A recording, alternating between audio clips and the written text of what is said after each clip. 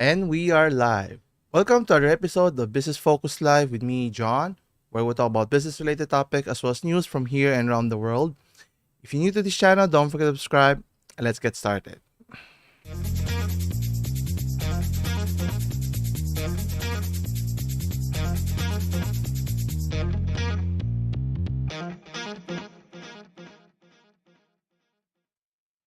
And we're back. Thank you again for joining today. So today is March 4th, 2023 on a Saturday. In this week's episode, we'll be talking some interesting things going on. None more so than our first topic. We're in, the big tech giant, which is Tesla.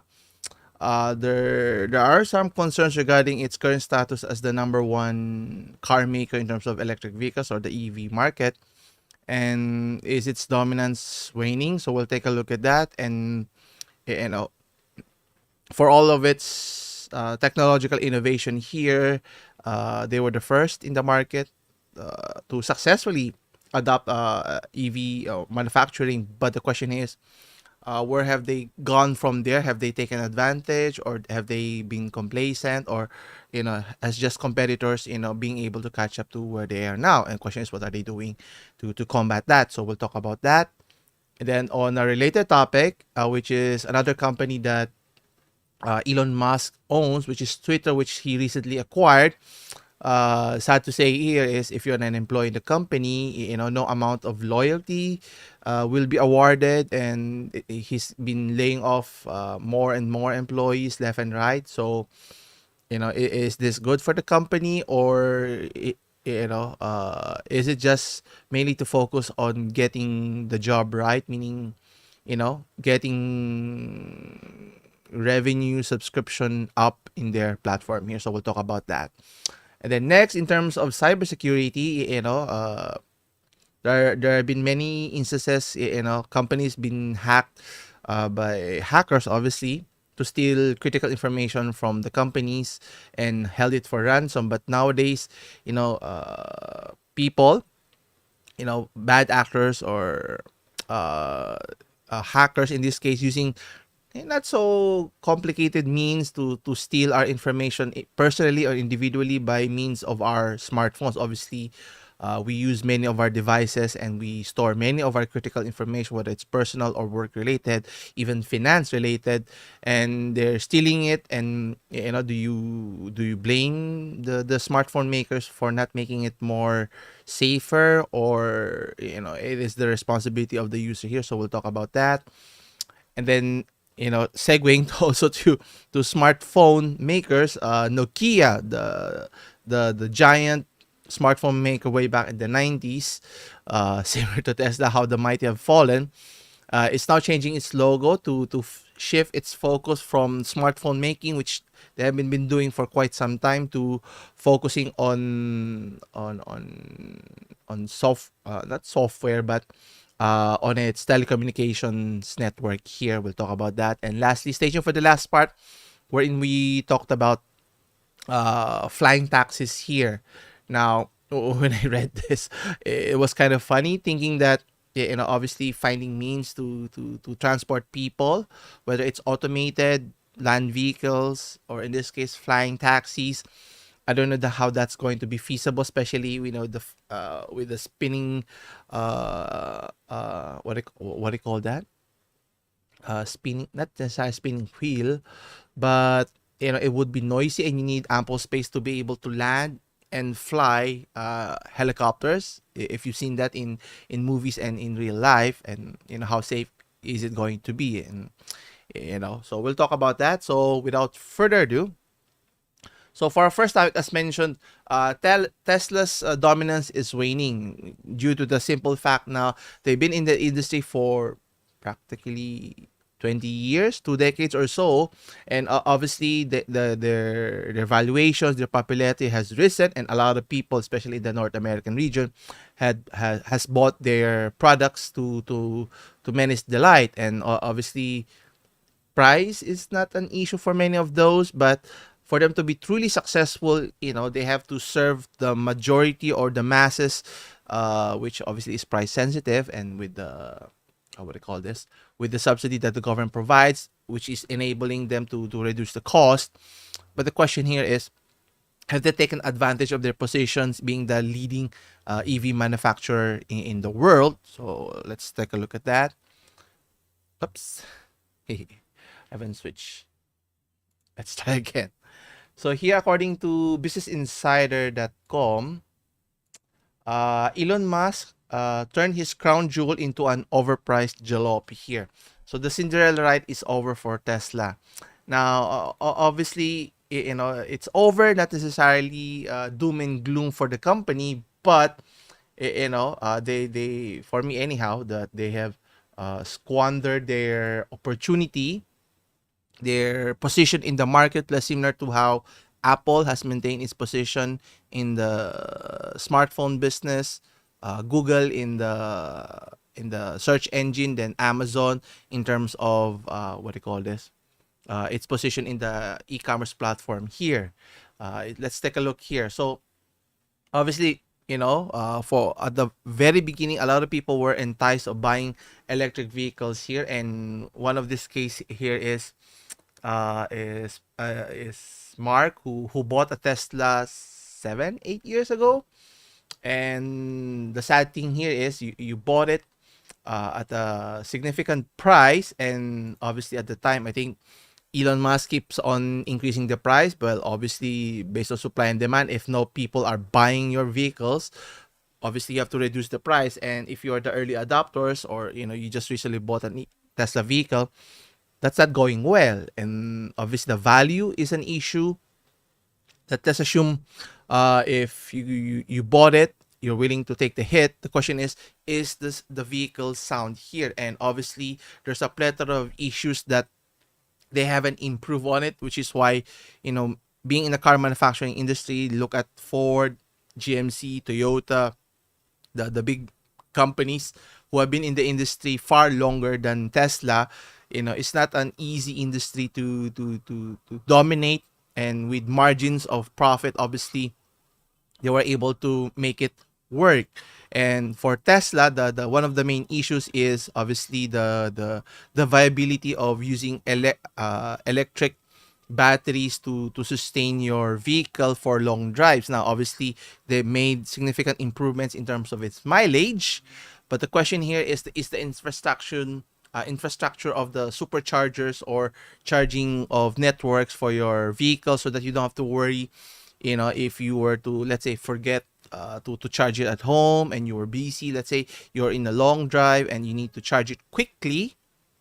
Is the charging stations aplenty and available to the masses? And even if it's aplenty, not all of them it's working. If you were to check out many of the stations here, and not all charging stations are compatible with Tesla vehicles or other EV vehicles as well, which is, obviously, for the adoption to be fully realized, you need the participation of all players, or manufacturers, even the government, to fully implement, so that people are willingly to accept the adoption of electric vehicle, which is not the case here.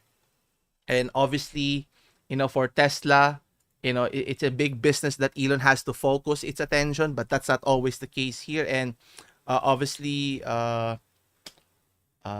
Elon Musk bought another company, which is Twitter, that obviously is focusing attention on revamping, improving its position. Maybe it has, and I won't say neglected, but shifted his priority and his attention, which can be not a good sign if you're a Tesla investor. That obviously, for a CEO to work, unless he hires someone else to fully manage the company, obviously the plethora of issues. Don't get me even started uh, with its key features of not focusing on improving the car, but focusing on in integrating the, what do you call this, the full self-driving, or FSD, that they are boasting.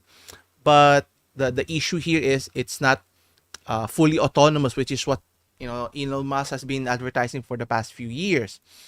And sad thing here is, if we were to look at other companies, let's see here. Yeah.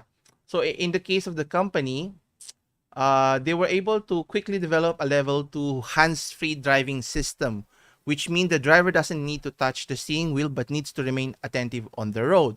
But as you've seen in many reports, in videos, in YouTube, you've seen people, sleeping on the highway, not paying attention to the from driving, and the sad thing here is it only takes one incident to cause an accident, not just to yourself but to other motorists as well.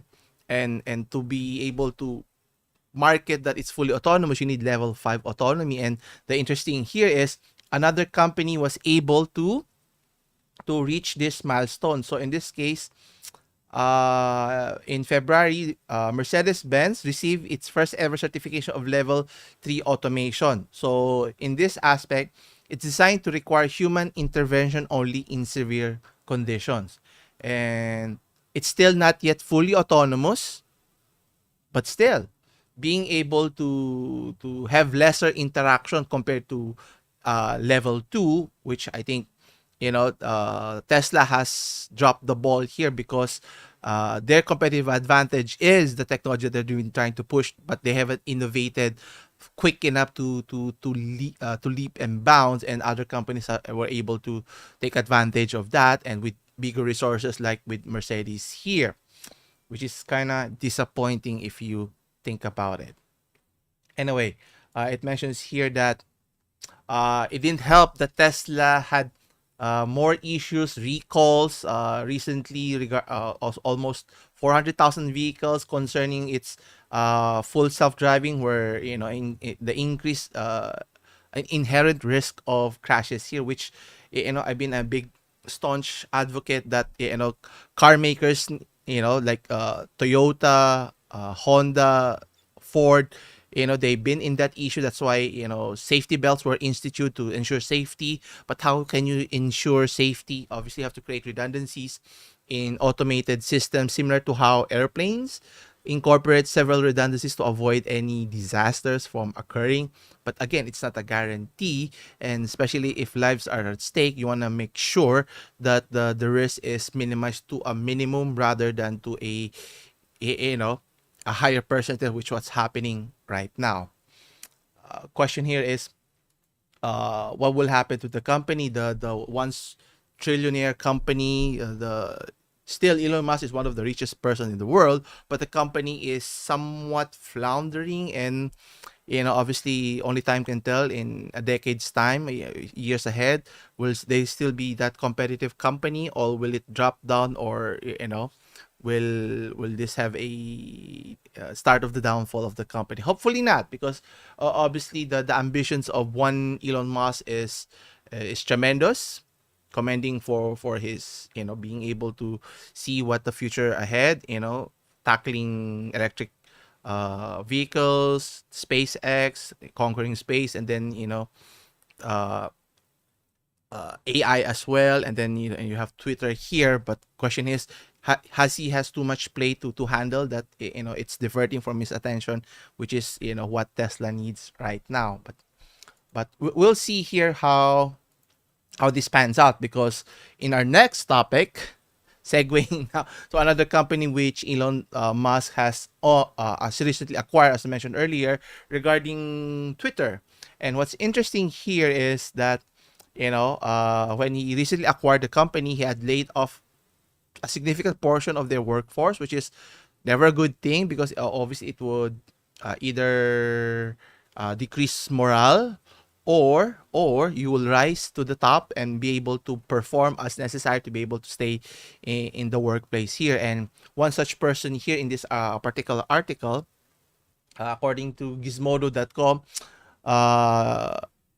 even though if you're a loyal employee, as shown here, who's even sleeping on the floor during work days to be able to meet the deadlines, is not enough to salvage or stay in the company here. So we're talking of here of product manager Esther Crawford was all in on Musk hardcore Twitter. Well, that didn't matter, because at the end of the day, if you don't get the job done, which I think I tend to agree with Mr. Musk here. Obviously, a lot of employees were let go, maybe because of inefficiencies, redundancies, or productiveness in the workplace, you have to be let go. So meaning you have to trim down what is necessary that can get the job done here. Anyway, it mentions here that the message here, according to Elon Musk, loyalty means nothing, which is could be good and bad in a sense, and has even laid off more than 50 employees at the social media company, including one of its most vocal supporters, Esther Crawford, as mentioned here. And what's interesting here, she was one of the staunchest supporter of Mr. Musk, as mentioned, was quoted tweeting a self photo of herself sleeping in at her at the office when Musk took over and to be able to meet the deadlines. And obviously, that didn't matter anyhow, because at the end of the day, if you don't get the job done, whatever the goals, or whether it's unrealistic expectation here, you know, you're only as good as what you are able to do today. And obviously, Mr. Musk has high ambitions for Twitter to turn it around, to make it more profitable or become profitable in this case, and obviously engaging with the Twitter world, which is what Elon Musk is good at doing, marketing the platform. But the question is, will it get enough traction to entice users? I myself don't participate in Twitter. It's a kind of worms when you join the Twitter sphere, or tweeting as they call it. So question here is, will it be for the betterment or for the worse here? Only time can tell here. Anyway, we have some hello, thank you for we have some viewers here. Thank you for joining today. Anyway, so continuing with our discussion with cybersecurity, as mentioned earlier, regarding when your information is so valuable, you want to keep it close to your vest, and typically we save it in our phone, whether it's our photos, emails, financial information, and whatnot. And obviously, the smartphone makers can only make it safe up to a certain point, whether it's entering passcodes, patterns, or even fingerprint, or even facial recognition. But at the end of the day, if they were able to steal your phone and get access to it, this can be problematic here, as in the case in this particular article, according to techspot.com, where criminals are spying on iPhone users' passcodes and stealing their handsets. So their modus operandi here is they find ways to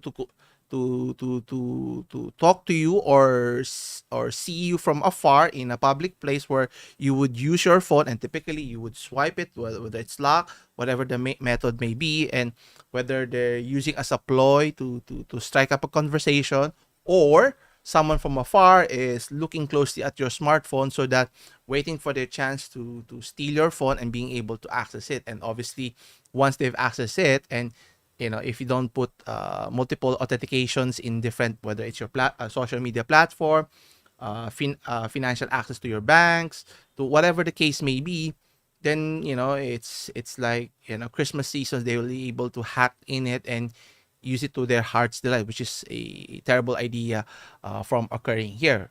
But the question here is, do you blame the smartphone makers for not making more safe?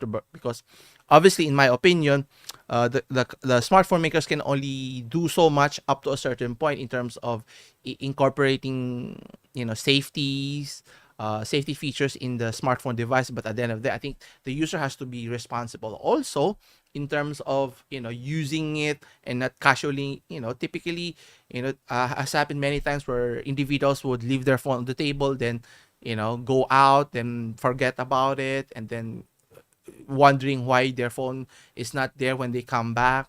Now, unless you're in Japan, where they could care less on your device, because it's not a problem in their society. But for the rest of the world, that's not always the case. If they see it lying around, whether it's your smartphone, the tablet, or even your laptop, by the time you come back, it's not there anymore. So but the interesting here is, Apple has responded to the reports, as mentioned, because rise of concerns of theft here. But obviously, as mentioned earlier, they can add more layers of protection, add more features like Apple ID, passwords, multiple authentication, But the issue here is it will create layers upon layers of bureaucracy, and obviously it makes it cumbersome for the user to access it, rather than just typically you open your or you unlock your phone, you can use it, and then if you use your facial recognition, or whatever the metrics is, you should be able to access it easily. So how do you balance both? You cannot have both. Either it's easy to use but can be hacked easily, or make it difficult but it's cumbersome for the users here. So either way, it's not going to be beneficial for the smartphone to do either way, because at the end of the day you have to I wouldn't say teach, but educate users to better be aware of the surroundings, so that your devices information is protected, whether it's physically in your smartphone or even in the cloud services as well here. Anyway, segueing now to another smartphone maker, a former smartphone maker, which is Nokia here. And obviously Nokia, in my time when I was in my college days in the 90s, Nokia is one of the biggest smartphone makers before even Apple came to the picture here. But times have changed, because, similar to, the issue we were talking about Tesla earlier, where innovation is important. That's how vital, especially if you're in the tech industry. Being late to the party to innovate, by then, people will leap leap you over leaps and bounds, and people will never heard of you again. Trying to resurrect your company would be futile, and by then it's too late. And such for the case here is the company, the brand is still there, but they've already shifted to a different focus now. So sad to say. Anyhow, according to techspot.com, Nokia is now changing the logo for the first time in almost 60 years, 6 decades, to distance itself from smartphones, because obviously Nokia doesn't just make smartphones, but they have other tech business that they incorporate in their business, which is kind of disappointing, which what enabled them to be able to create the smartphones, be the leader at that time, way back in the 90s here. So as you can see here, it's now totally different from what we are accustomed to, which is kind of disappointing. Hopefully they'll have a resurgence, but Microsoft tried to do that with the Nokia Lumia. That didn't pan out as well. So maybe it's not their time anymore. Anyway, so the Finnish telecom giant has announced that the company is rebranding, and for the first time in 6 decades, changing its logo. The move is part of its strategy to disassociate Nokia from the smartphone, which I think is the right idea, which should have been done years ago, which it hasn't made in around 10 years. So the corporate logo now is made up of 5 different shapes to form the company's name. So the famous blue-colored lettering of old has been replaced in favor of range colors that change depending on the use. I think they have the logo. So this is the infamous, famous logo of Nokia, and which is, if you bought a Nokia smartphone at the time, it's always plastered all over. It's very simple, and it's the Nokia branding here.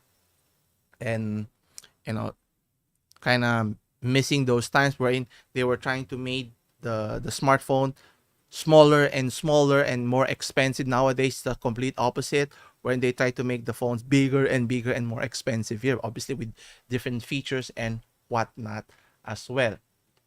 Now, obviously, the company is still manufacturing other tech products. According to the CEO, Lundmark, mentioned that in most people's minds, we are still a successful mobile brand, but this is not what Nokia is about. So, which is a completely different from the legacy mobile phones, obviously. And Nokia hopes to increase its market share when it comes to serving wireless service providers with network equipment. So, they've been providing tech devices for the wireless technology, similar to how Huawei is offering that, which is another discussion altogether. And obviously integrating 5G network to many countries. And what's interesting, Nokia's main focus will be selling equipment to private companies, an area made up of just 8% of its total revenue, and around 2 billion euros, or roughly a little over $2 billion. And the CEO mentions that it's aimed to take that figure to double digits as quickly as possible. So meaning, they may have missed the opportunity of squander that opportunity to grow their smartphone business, but they still have another other businesses that's not as big as the smartphone, but they're still here and we'll still hear from them from time to time, which is I like sharing it with everyone here today. Anyway, for our next one, and our last one actually, speaking of technologies here now, I'm always interested what's the latest technology. I think we've discussed it partly before. Offering transportation devices, whether it's automated, land-based, or air-based. And what's interesting here is a South Korean company, a telecom company at that, is planning on offering flying taxis or helicopter taxis, which is kind of interesting, but how safe it is it practical, and will it see the light of day in terms of commercialism, being able to commercialize it into the future here. So according to techtimes.com, the South Korea telecom eyes for flying taxis in the skies by 2025, so 2 years from now. A flying taxi service will be introduced by the South Korea telecom giant SK Telecoms, and it's anticipating substantial future revenue from this field to further expand its business. And a partnership to create air taxis is signed by SK Telecoms and a U.S. business, Joby Aviation, known for manufacturing electric vertical takeoff and landing vehicles, or eVTOLs. By 2025, the South Korean government hopes to make air taxis a viable business. SK Telecoms and Joby Aviation are intending to capitalize on its initiative. Now, as you can see this in the photo, I mean, I don't know how is that going to be viable, because obviously if it's a vertical takeoff similar to how helicopters works, it's going to be noisy and you need ample space to be able to lift up, and you need a landing pad to be able to land safely. And how safe it is if you're inside the cockpit here. And obviously comfort is an important here, and I don't know, maybe obviously this is just a prototype that they're doing, but obviously being able to get inside quickly and get outside quickly will be the key if they're really actually trying to develop and capitalize on this, because obviously there's no one yet being able to adopt this fully in the market here, let alone fully autonomous vehicles on the ground is difficult to do, let alone in the air here.